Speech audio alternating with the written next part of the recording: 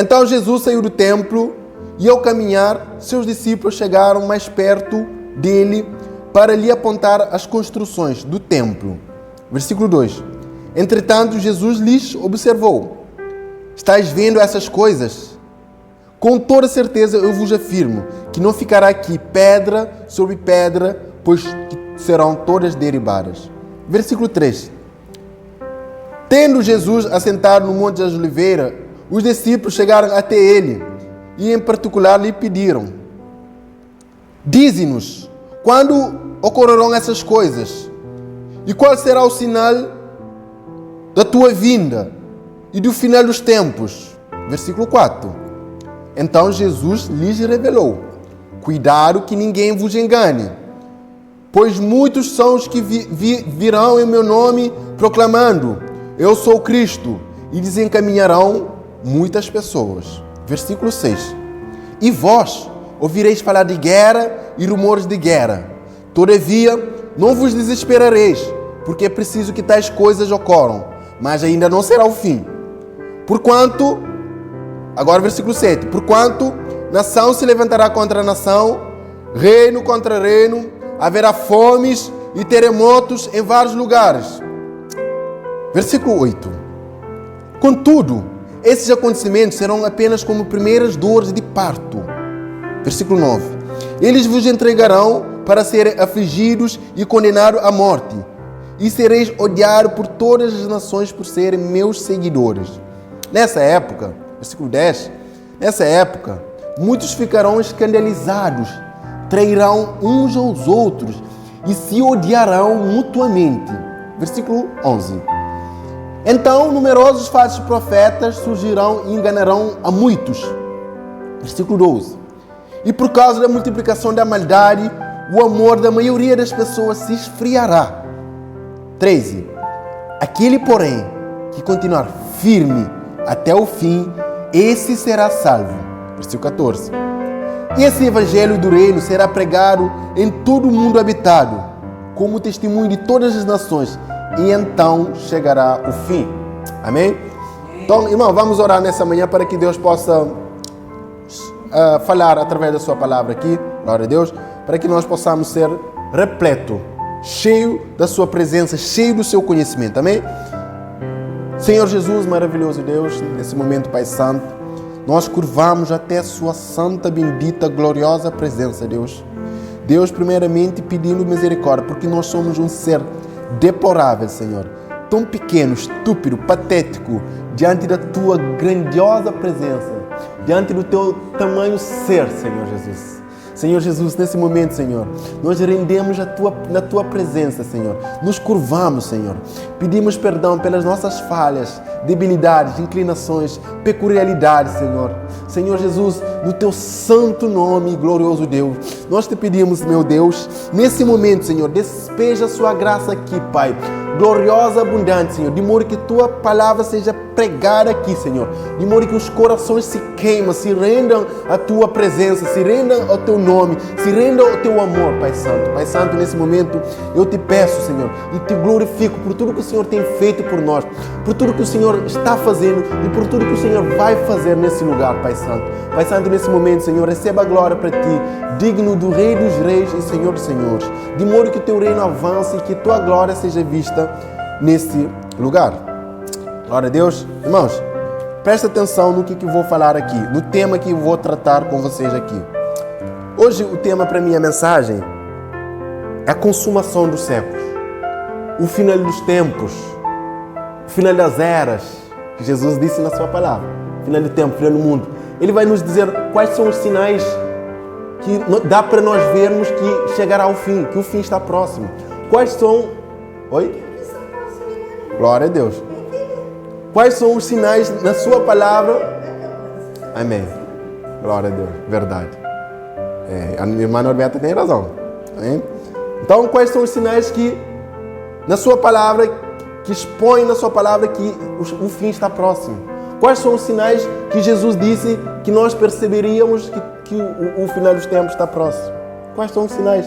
É isso que nós vamos ver. Irmão, derivado a vários acontecimentos que têm acontecido no mundo esses dias, eu senti compelido pelo Espírito Santo a pregar essa mensagem sobre os final dos tempos, sobre a consumação do século, sobre quando Jesus virá e todas as coisas terminarão.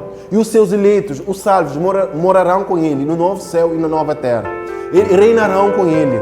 Amém? Então, nesse momento, esse tema que eu quero tratar com você, sinais da volta de Cristo, para que você possa ficar em alerta, para que você possa ficar como um servo, possa posicionar como um servo verdadeiro, como um servo fiel, alicerçado na palavra, alicerçado, entrelaçado com o Espírito Santo de Deus. Amém? Então, é isso que nós vamos ver hoje, os sinais da volta de Cristo.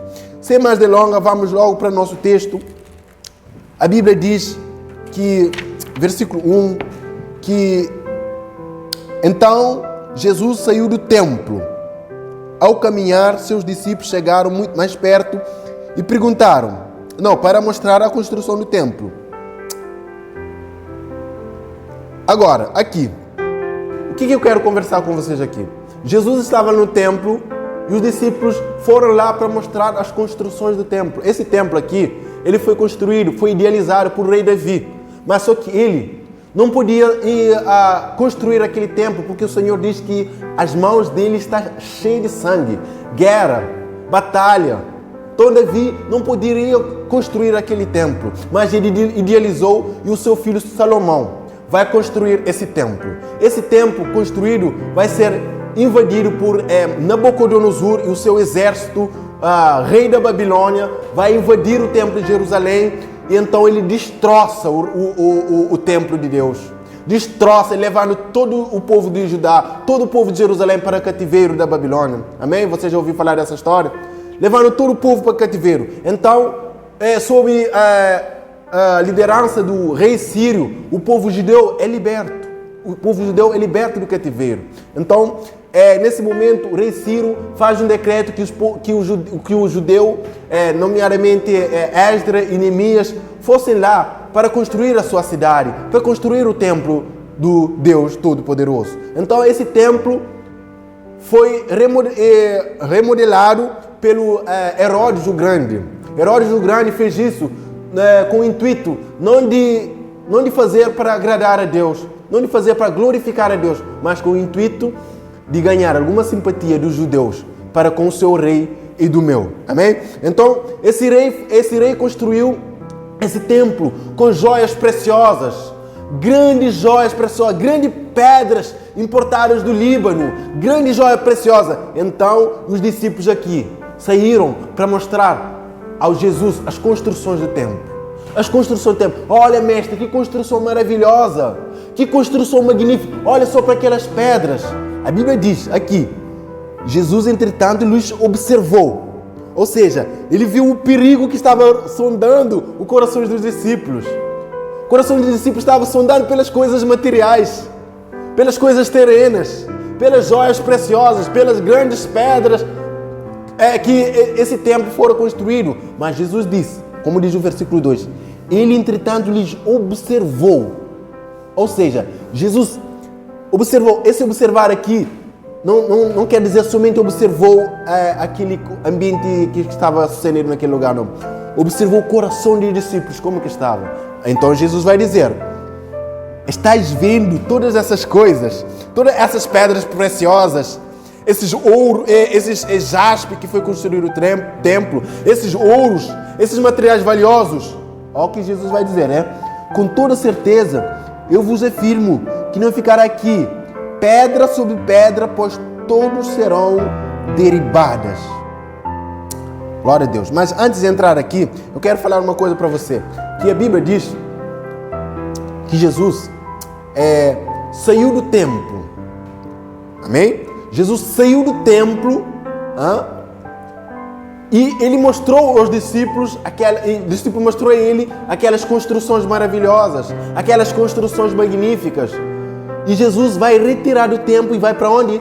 Para Monte das Oliveiras. E quando ele for para Monte das Oliveiras, cumpre o que está escrito em Ezequiel 8, 4, 6. Viu a glória do Senhor abandonar o templo e a cidade de Jerusalém, mas precisamente em direção ao Monte das Oliveiras. Tudo faz parte de uma visão profética do profeta Ezequiel.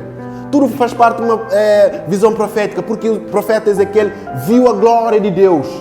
Amém?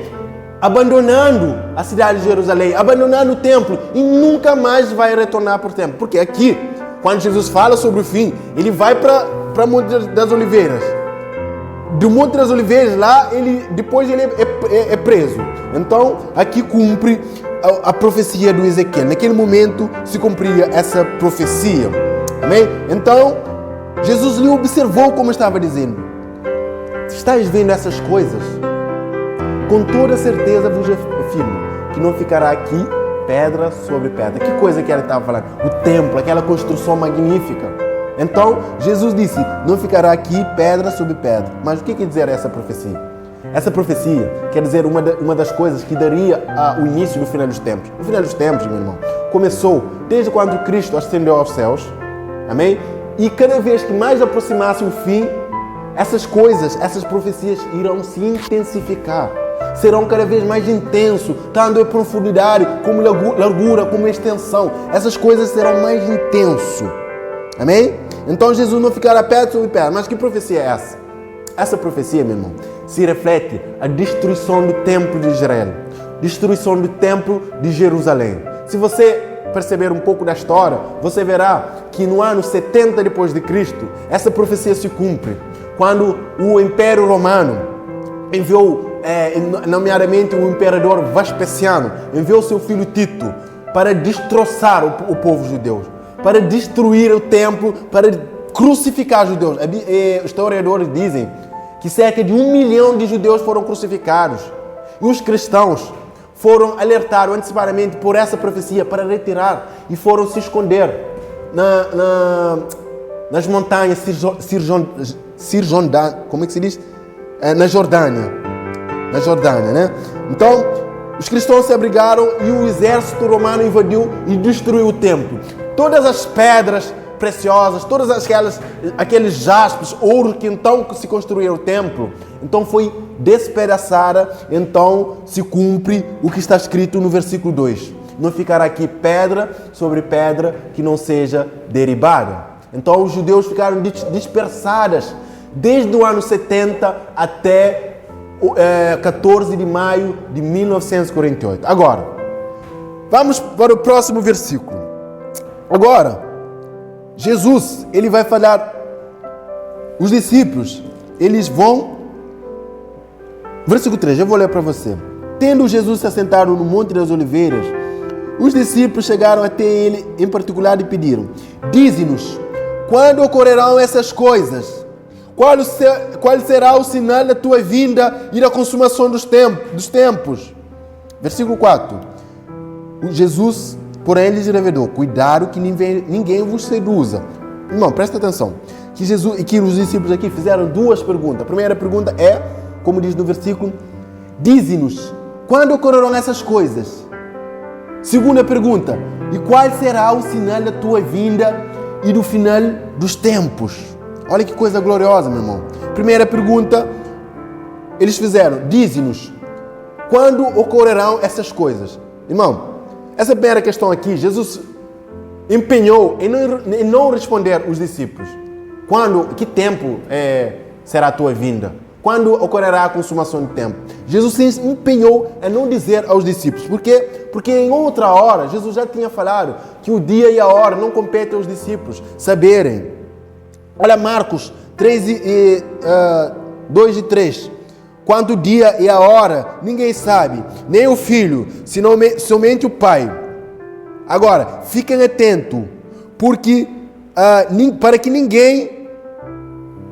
vigiem, para que não sejais pegado de surpresa. Olha só que coisa interessante, meu irmão. Paulo diz a mesma coisa em 1 Tessalonicenses 5, 1 a 2. Paulo reitera a mesma coisa. Porquanto, irmãos, quanto ao tempo e época, não é preciso que eu vos escreva, porque vós sabeis que o dia do Senhor virá como ladrão à noite. Olha que coisa gloriosa. A resposta está aqui, meu irmão, para a pergunta dos discípulos. Dize-nos, quando sucederão essas coisas? O Paulo está dizendo, porque vós mesmos sabeis que o Senhor virá como ladrão à noite. Como assim? Como assim como ladrão?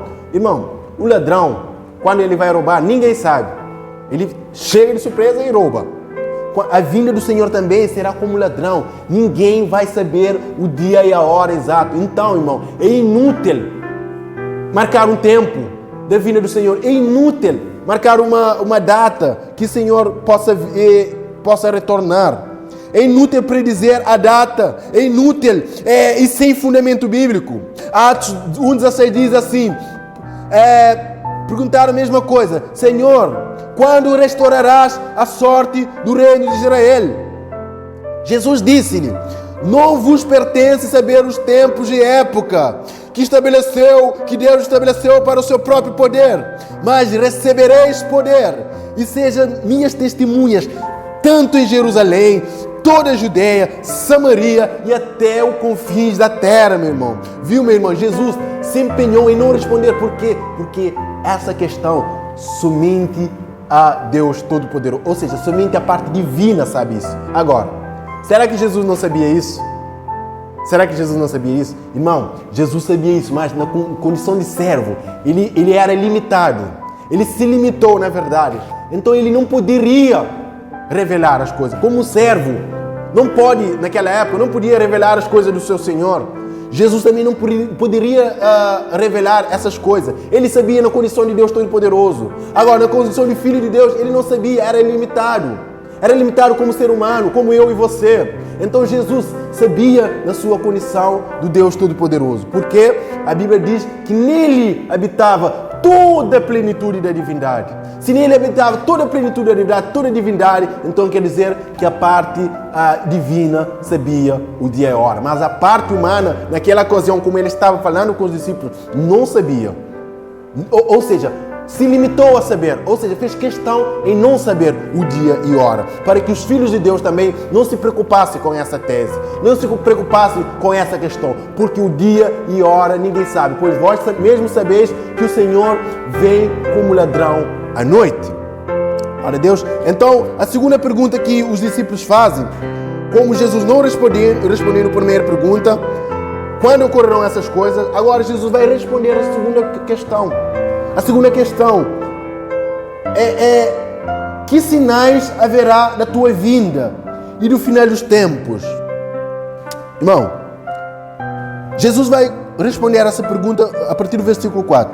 Então Jesus lhes revelou: cuidado que ninguém vos seduza, porque muitos são os que virão em meu nome proclamando, eu sou Cristo, e desencaminharão a muitos.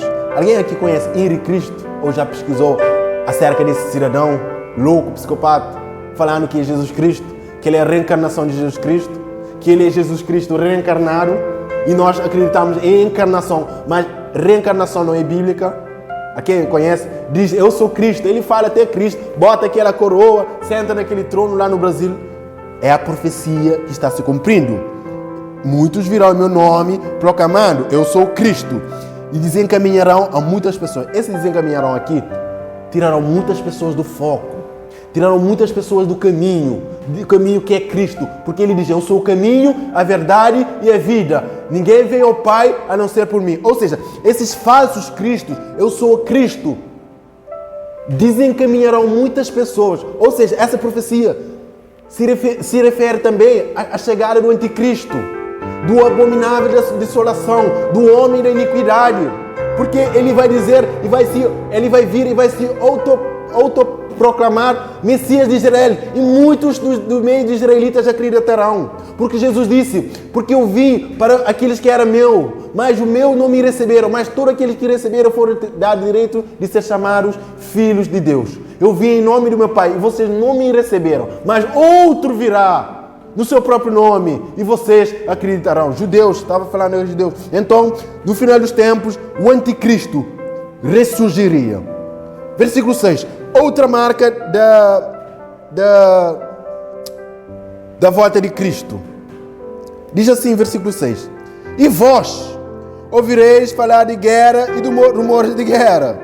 Todavia, não desesperareis, porque é preciso que tais coisas ocorram, mas ainda não será o fim. Versículo 7. Porquanto nação se levantará contra nação, reino contra reino, haverá fomes, terremoto em vários lugares. Primeiro sinal, guerra, rumores de guerra. Jesus disse aqui que o cenário que antecederia a sua volta, o cenário social, político, era tomado de guerra e rumores de guerra, meu irmão. Guerra política, guerra econômica, guerra contra o terrorismo, guerra militar, guerra contra raças, etnias, povos. Guerra era o cenário social, político, meu irmão. Econômico, é guerra, meu irmão. Olha só o que está acontecendo, meu irmão, em Israel. Eu não sei se você está assistindo as notícias de Israel. Israel e Hamas se bombardeando todos os dias, onde já fez mais de 129 mortos. Olha para Israel, que a Bíblia diz que é a figueira, para nós prestarmos atenção por aquilo que passa lá na Israel. Nações levantando contra nações, reino contra reino. Olha o que está passando entre Estados Unidos e Irã. Olha, guerra econômica, Estados Unidos e China, já chegou ao seu ápice. Guerra econômica, guerra militar, guerra contra o terrorismo, guerra contra o narcotráfico, guerra contra a corrupção. Olha aqui a corrupção que existe na política cabo-verdiana. Guerra, meu irmão, é o retrato do mundo atual, meu irmão. Então, a conclusão que podemos chegar aqui, Jesus está voltando. Jesus vai voltar. Retrato social no mundo atual, guerra econômica, guerra contra terrorismo, guerra contra narcotráfico, guerra contra corrupção, guerra política. Olha só a briga política que temos aqui. 2 maiores partidos de Cabo Verde, uma guerra acirrada pelo poder. Então, meu irmão, Jesus disse aqui que o cenário seria de guerra. Segundo sinal para a volta de Cristo, fome. Ele diz, levantará nação contra nação, reino contra reino. Haverá fomes. Segundo os dados, eu anotei aqui, segundo os dados das Nações Unidas, cerca de 820 milhões de pessoas no mundo inteiro sofrem fome. Sob qual a situação mais preocupante é a África. Agora podemos países que mais sofrem de fome: Angola, Moçambique, Libéria, Etiópia, Somália, Sudão, são fustigados pela fome. Privação de alimento, eles não têm o que se alimentar, eles não têm o 3 por dia. Fome, desnutrição, falta de alimento. Olha só o que está acontecendo em Venezuela, pessoas comendo cachorros. Fome, meu irmão, aqui em Cabo Verde, população de Nova Esperança, em Boa Vista, falando que muitas famílias estão passando por fome. Fome é o cenário, meu irmão, que antecederia a volta de Cristo. Fome, meu irmão. Não só fome, mas também terremoto. O versículo 7 ainda diz: terremotos em vários lugares. Irmão, quando eu era pequeno, a cada 10 anos eu ouvia falar de terremoto. Mas agora, a cada 10 em 10 dias, está tendo terremoto, meu irmão. Ou seja, terremotos mais intensos, mais fortes. Olha o que aconteceu em Japão em 2011. Um terremoto assolou, fustigou as cidades japonesas. Uma do país que mais é preparado tecnologicamente para terremotos e tsunamis. Foi inútil toda a tecnologia. Toda a tecnologia foi inútil para conter tamanho terremoto que assolou o Japão. Agora, Lucas 21, 10, 11, ele fala que a volta de Cristo, presta atenção, que a volta de Cristo antes da volta de Cristo, seria uma grande epidemia. Meu Deus do céu. Eu nem preciso pregar sobre isso. A situação contextual que nós passamos, ela prega por mim, ela fala por si. Lucas diz que a volta de Cristo antes da volta de Cristo se daria por epidemias. Agora, olha só, epidemias mais mortal da história. Peste negra, 1346 a 1352.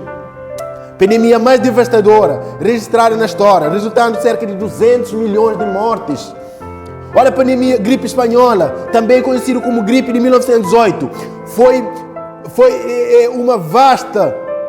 Houve uma vasta mortalidade que vitimou 100 milhões de pessoas, cerca de 1/4 da população daquela época. Covid-19, uma epidemia que está assolando a nossa geração. Olha só, meu irmão, segundo os dados da OMS, 160 milhões de casos no mundo todo, até hoje. 3 milhões e 360 mil mortos. Meu Deus do céu, a pandemia mais brutal da nossa geração, mais catastrófica da nossa geração. Olha, Cabo Verde teve 672 casos, 244 mortes. Meu irmão, o que leva você a pensar com tudo isso?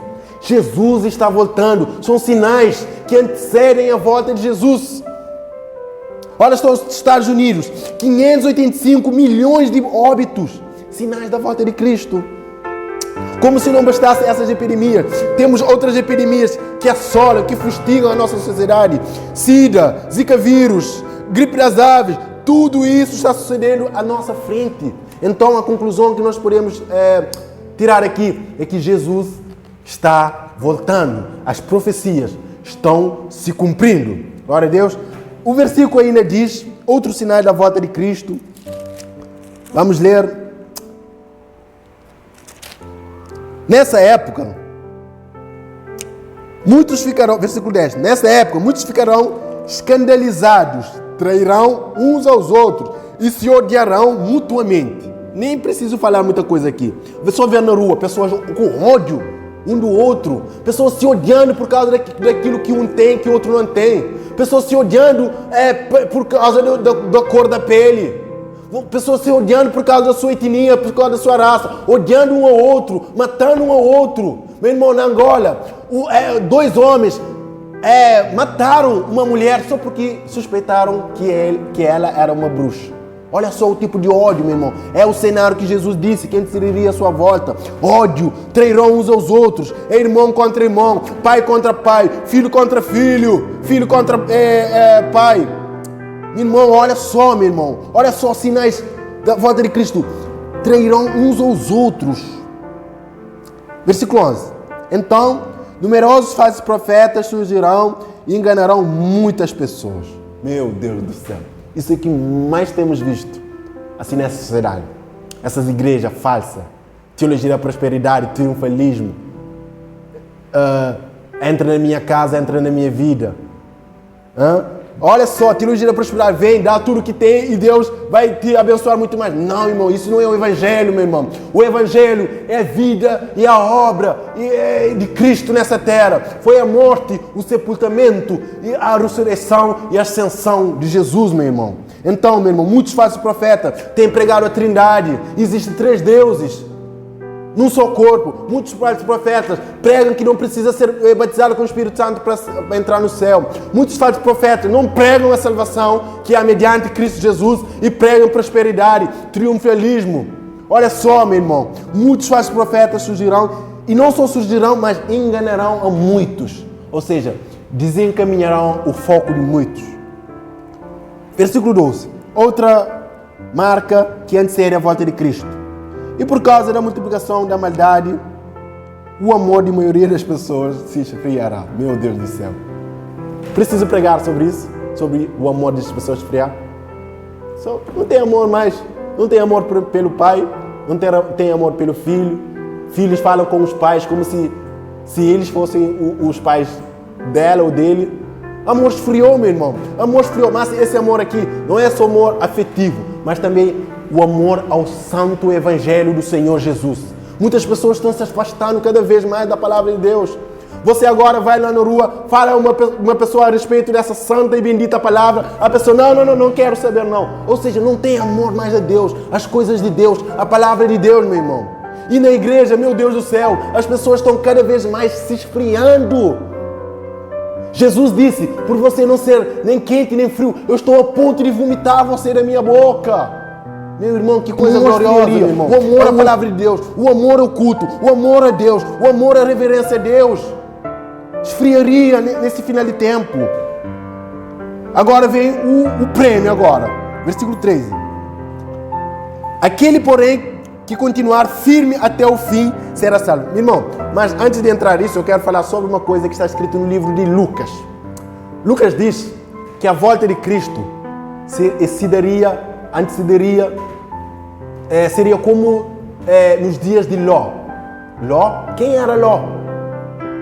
Onde vivia Ló?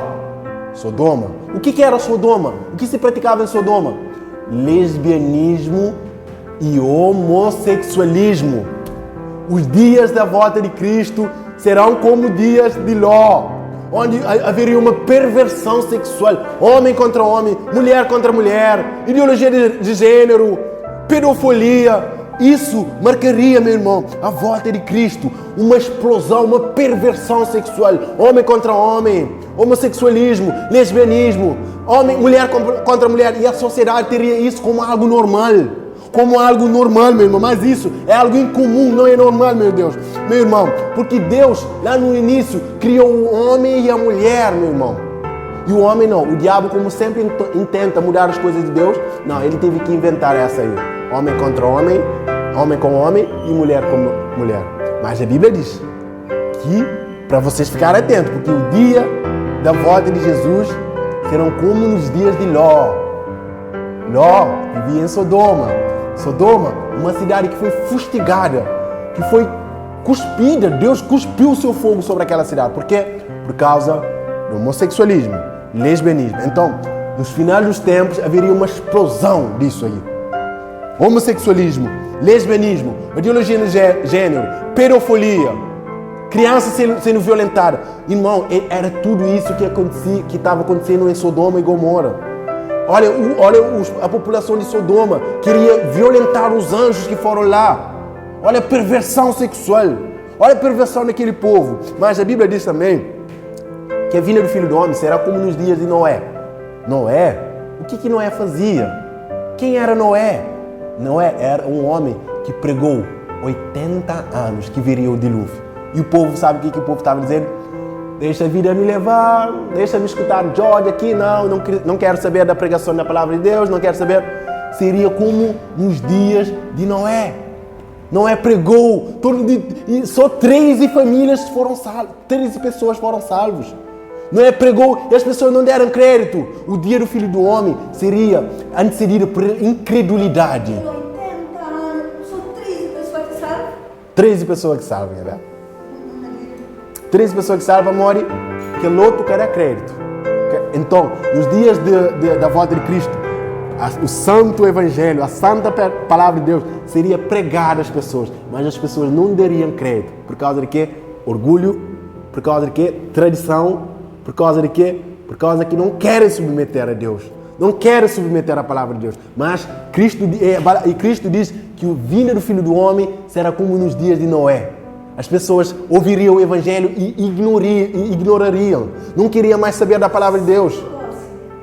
Então, o que vai acontecer? Como está passando agora? O que vai acontecer? 13 pessoas foram salvas. Noé e a sua família. Noé e a sua família. Agora, o que vai acontecer? Essa arca é o quê? Essa arca é a igreja de Cristo, que será arrebatada com ele no céu. Então, meu irmão, conclusão. Jesus está voltando. Prepara-te, ó Sião, para te encontrar com teu Deus.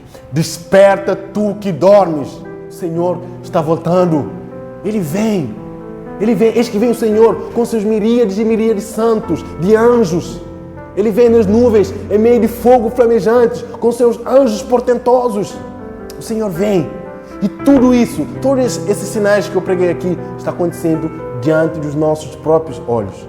Desperta tu que dormes. Desperte. Torne para Cristo. Torne para Cristo, meu irmão. Se arrependa e creia no Evangelho.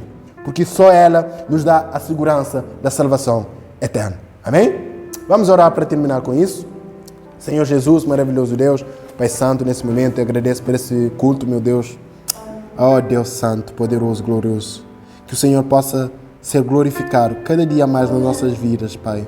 Pai Santo, que o Teu nome seja glorificado sempre, Senhor. Que essas palavras possam estar no lugar nos nossos corações, Senhor. Senhor, leve para as nossas casas, Senhor. Nos livre de todo o mal, Senhor.